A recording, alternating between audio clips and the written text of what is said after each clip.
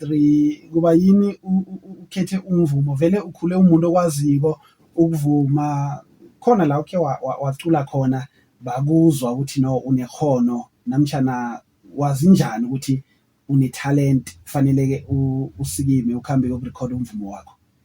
Ngikhule ngilalela aboMtexa, MT naboma-7 and then bekunale studio seFonde sibathi Yishun Me.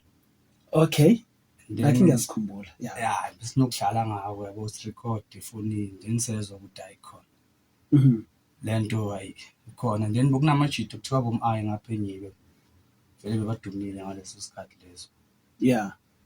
Then sathola istudio nabo bakhipha leyo ngoma but asikaze sashaya nabo ingoma sisonke. Ukukhula kwakho wena ukhule ulalela umusic onjani? Uthanda umculo onjani? Kasi-rap. Kasi-rap, ne? Ngiyo le oyenza engomeni zakho noma? Esikhathini esiningi nje vele yikasi-rap.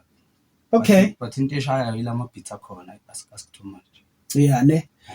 Njengoba sekuneminyaka pheze eminingi ke iminyaka esele unayo ku-industry, ngingazi ngoba abavumi bekhaya banokulila ngezinto eziningi nje ekutheni abakhoni ukugcina sele baphumelele baziwa. So wena uphatheke njani eminyakeni le esibuya kiyo? Yini oyifundile ku-music industry? Yini mhlambe obona isachoda ekutheni nawumvumi ugcine sele uthuthukile waphumelela wafana nabavumi esele sibabukela lapha kuma-TV, abanye bakhona-ke sebaziwa iphasi lonke?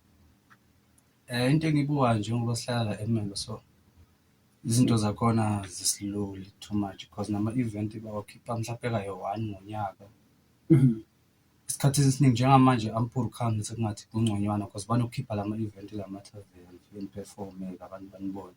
Yeah. But nakhona banijabulile phela abantu mabasetshwaleni bafuna amakwaito, bafuna abokabza, the small.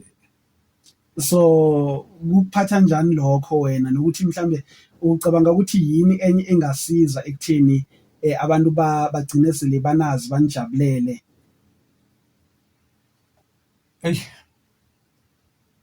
At least ngayo kuyafika nalama artist amakhulu mhlawumbe benze something la uzobonakala khona ke maphupha la eMelo ukuthi okay la eMelo kunabantu abangaka benza so. Yeah. Maye uthulile nje. Sure, ya kuba busy ne.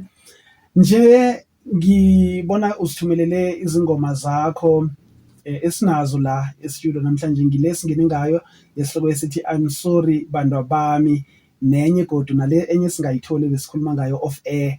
Ingoma lezi uzikhuphe nini? Ziku-album namtjana i-EP noma ke ma-singles la esiwadlala? EP. I-EP ne?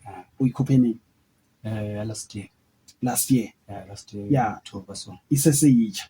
So ingoma esingene ngayo I'm sorry bandwa bami, sitshela ngengoma le, yazi iyathuyisa, izwisa ubuhlungu ngoba siphele sizibona izehlakalo la umuntu abulala lo athandana naye, kube buhlungu ebantwini ukuthi kanti kwenzakaleni kugcine sele kuphume umphefumulo. So ukuveza kwakho ingoma le uyiveze ngoba mhlambe yini obufuna umuntu ayizwe lokho yanakalalela ingoma yakho? Khona istory ngeke ngasipuwa somunye umjita chaza ukuthi wenza mistake ngokubulala uma abantwana, nomuntu bekamhlupha then bekahamba ntambama mhlawumbe ayobuya ahambe ntambama Friday ayobuya Monday kuseni.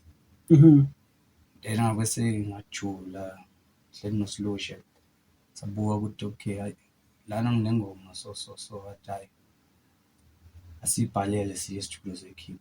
Yeah. Okay.